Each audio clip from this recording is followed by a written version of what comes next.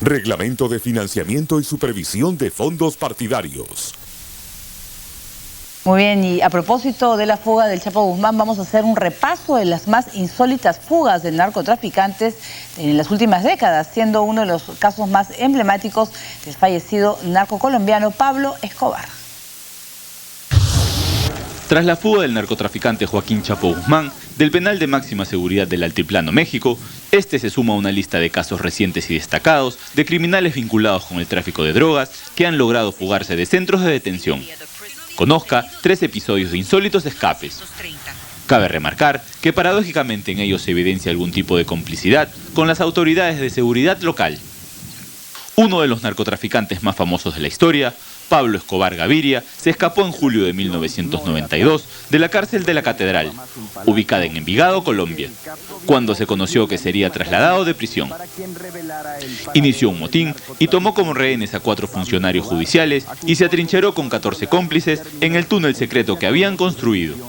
Más tarde, cuando el ejército inició un operativo para normalizar el penal, 2 rehenes fueron liberados y 2 fueron asesinados por otros internos. Mientras tanto, Escobar finalmente logró escapar junto a 9 lugartenientes. Por su parte, 3 internos vinculados al fugado capo Joaquín El Chapo Guzmán hicieron construir un túnel de casi medio kilómetro para escapar de una prisión de Sinaloa, un estado del noreste de México, en mayo de 2014. Exactamente, el hoyo fue de 470 metros de largo. El túnel fue construido desde afuera hacia adentro del penal y no dejó evidencia de tierra, producto de excavaciones en los patios. Finalmente, en junio de 2014, 3 internos que esperaban juicio acusados por tráfico de drogas protagonizaron una espectacular fuga de prisión situada en Quebec, Canadá, en helicóptero.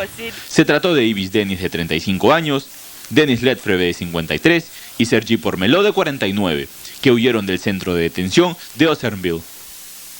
El 7 de junio, una nave aterrizó en el patio de la prisión, los 3 reclusos corrieron hacia este, se subieron y lograron literalmente salir volando del instituto penitenciario. Este breve recuento nos muestra la amplia creatividad delictiva que tuvieron estos narcotraficantes para huir de prisión. Muy bien, pues lamentablemente pues en más de una ocasión los delincuentes han ideado pues estos planes para poder escapar de prisión. Incluso aquí en el Perú sabemos la fuga de Polay también fue en un túnel y pudieron huir varios terroristas. Pero vemos pues que sí, pues es hasta qué punto, si se sabían, cuántos sabían todos. Bueno, había una casa que estaba en medio de la nada, a 1,5 kilómetros de la prisión, en donde vivían 8 hombres adultos. No había niños, no había mujeres. Y nunca salían. Y nunca salían. Claro. Y ellos son los que construyeron el túnel. Entonces, digamos, no hay labor de inteligencia en los alrededores de un penal de máxima seguridad donde está el hombre más buscado del mundo, probablemente, claro, digamos, entre los delincuentes. No hablo de terroristas, en donde obviamente Ayman al-Zawahiri debe ser una presea aún más valiosa. Pero, digamos, es claro que si no hubo una gran negligencia, lo más probable es que en realidad haya habido corrupción. O sea, no creo que puedan ser tan negligentes como para que algo así pueda haber ocurrido sin que se dieran cuenta. Y sobre todo, por ejemplo, hay que destacar estas fotografías que han salido en un blog, se llama el Blog del Narco, que se dedica pues a cubrir noticias relacionadas con los cárteles de la droga, en los cuales informan que al correo del portal llegaron unas fotos inéditas que ellos han podido, según ellos, demostrar que no mostraban señales de manipulación con programas como Photoshop y que describe las herramientas que utilizó para comparar y establecer si la imagen es real. Según ellos, sí es real y se ve al Chapo Guzmán en una aeronave. Y incluso en otro se ve con una botella de cerveza o de algún otro licor en la mano, celebrando quizás esta fuga. Y tú comentabas, es la total falta de respeto que puedan tener hacia las autoridades, es una burla, ¿no? Sí, sabe que la probabilidad de que lo atrapen en el futuro cercano es realmente baja. Si lo vuelven a atrapar va a ser probablemente en circunstancias totalmente ajenas a esta fuga. O sea, no creo que lo atrapen en el proceso de escapar. De hecho, no solo no ha ocurrido, sino que a medida que pase el tiempo es cada vez menos probable. Muy bien, ahora vamos a dejar México y nos vamos con Venezuela. La crisis política, económica y social podría terminar en un final caótico y violento. Esta es la conclusión que llegó el Instituto de Estudios Estratégicos del Ejército de Estados Unidos ante la imposición de políticas cada vez más complejas del régimen de Maduro. El informe elaborado por Evan Ellis señala que esta crisis se viene gestando hace 16 años con la introducción del llamado socialismo bolivariano que inició el desaparecido Hugo Chávez al poner en práctica métodos antiempresariales que afectaron a los empresarios nacionales y extranjeros. Este escenario se suma a la caída de los precios del petróleo, el colapso político propiciado por el alto grado de corrupción que terminaron en mecanismos cuestionables en el ámbito electoral y militar, que en un futuro podrían traer como consecuencia hambruna, enfermedades y la violencia.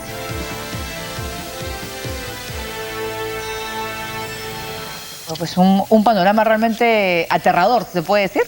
Bueno, pero digamos, quienes estudiamos estos temas sabemos que esto es más bola de cristal que predicción científica. O sea, los astrónomos pueden calcular la trayectoria de los astros, los economistas, bajo supuestos como el ceteris paribus, o sea, si todo lo demás permanece constante, pueden hacer predicciones probabilísticas sobre la evolución de la inflación. Pero prever si va a haber violencia en Venezuela, si el gobierno aceptaría o no una derrota electoral, si puede haber o no un golpe de Estado, ahí sí no estamos en terreno fangoso en donde es casi imposible saber a qué atenerse. O sea, digamos, no es imposible lo que describe el estudio, pero pensar que esto es particularmente riguroso como predicción, francamente, es discutible, ¿no? Claro, pero es que al final muchos están diciendo sí que ya es imposible que la gente soporte esa situación, pero lo está soportando, ¿no? Más bien, más de lo que muchos pensábamos, ¿no? Uno diría que la capacidad humana para soportar el daño cuando no parece haber alternativa es virtualmente ilimitada. O sea, veamos la situación en Siria, donde ya más de un tercio de la población ha sido desplazada de sus hogares y no hay indicio alguno de que la guerra esté cerca de llegar a su fin por esa razón. Muy bien, ahora vamos a hablar de otros temas con la presidenta de Argentina, Cristina Fernández, que ofreció una entrevista a la revista New Yorker en el que habló sobre la causa del AMIA y el caso de la muerte del fiscal Alberto Nisman. La presidenta argentina Cristina Fernández de Kirchner ofreció hace unos meses una entrevista a la revista estadounidense The New Yorker, que publicó un artículo sobre la muerte del fiscal Alberto Nisman. En esta conversación, el periodista Dexter Filkins habló con Fernández de Kirchner sobre diversos temas como los derechos humanos y juzgamiento a represores, el modelo económico de su gestión, la crisis de deuda global, pero también como tema de fondo la causa AMIA, el acuerdo con Irán y la muerte del fiscal Nisman.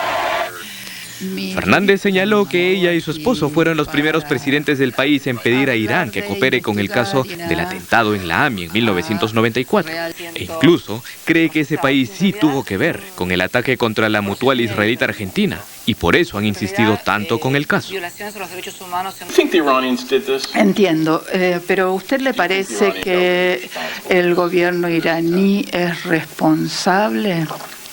De acuerdo a lo que dice la justicia argentina, tengo que decir que sí. Por eso, si no, no hubiera firmado el acuerdo.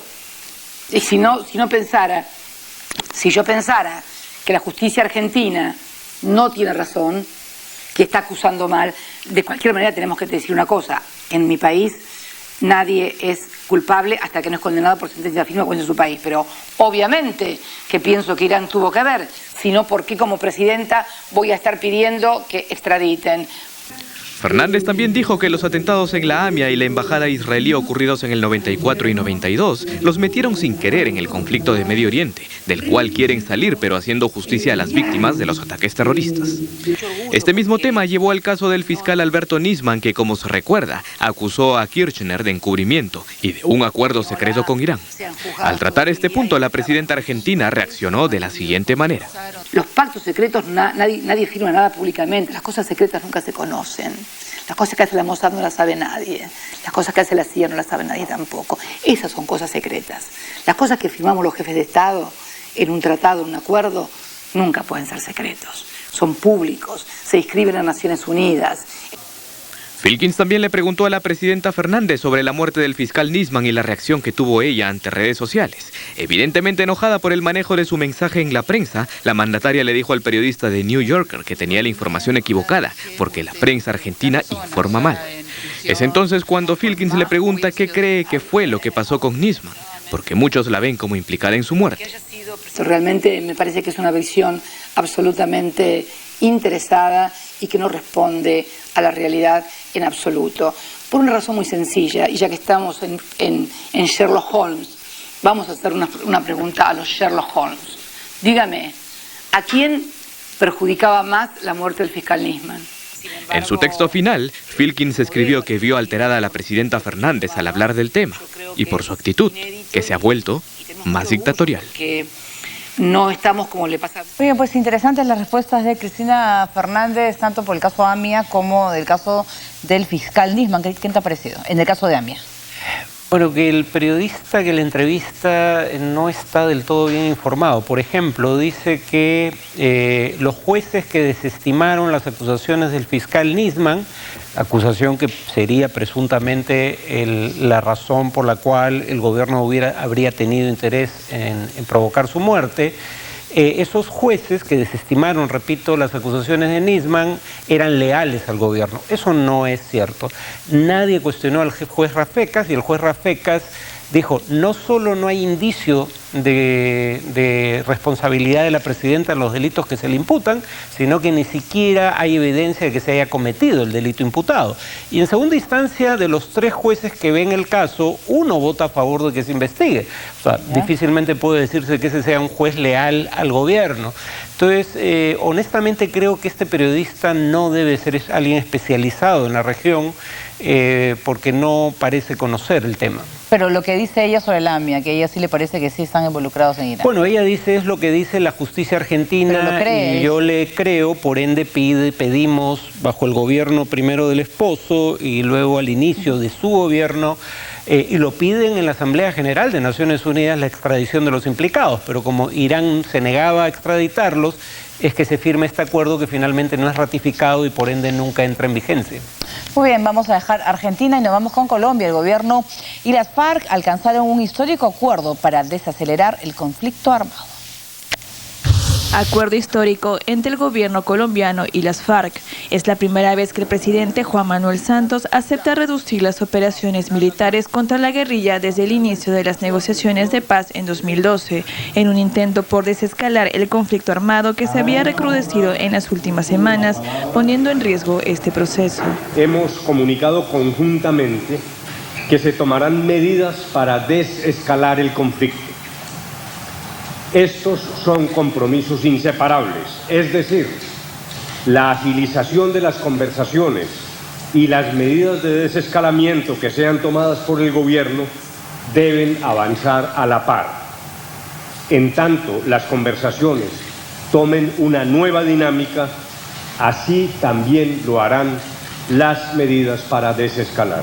El acuerdo que busca impulsar las negociaciones para un cese al fuego bilateral y definitivo fue alcanzado 4 días después de que las Fuerzas Armadas Revolucionarias de Colombia decretaran una tregua unilateral de un mes a partir del 20 de julio.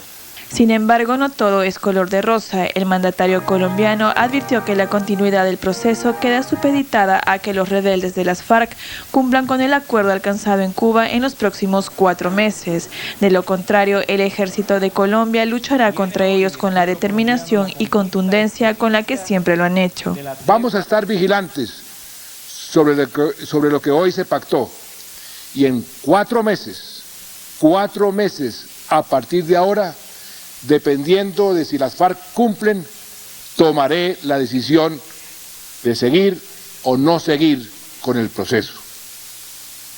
Que quede claro, no vamos a desproteger ni un segundo a los colombianos.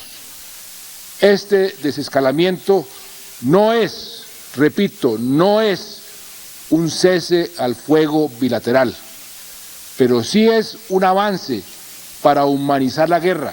Por otro lado, en la tradicional charla con los periodistas a bordo de su avión, el Papa Francisco pidió que no se pare el proceso de paz en Colombia y se mostró dispuesto a ayudar. A me preocupa en questo momento. A mí me preocupa en este momento que no se pare el proceso de paz en Colombia. Debo decirlo, espero que vaya adelante. Estamos siempre dispuestos a ayudar. Cabe señalar que los miembros de las FARC, la mayor guerrilla del país sudamericano, mantuvieron durante 5 meses una tregua unilateral. En ese tiempo las acciones armadas disminuyeron drásticamente, pero la levantaron en mayo tras una serie de ataques militares. De la tregua unilateral. Muy bien, momento de hacer una primera pausa en el programa. Vamos a regresar con las conversaciones nucleares en Viena que continúan, aunque el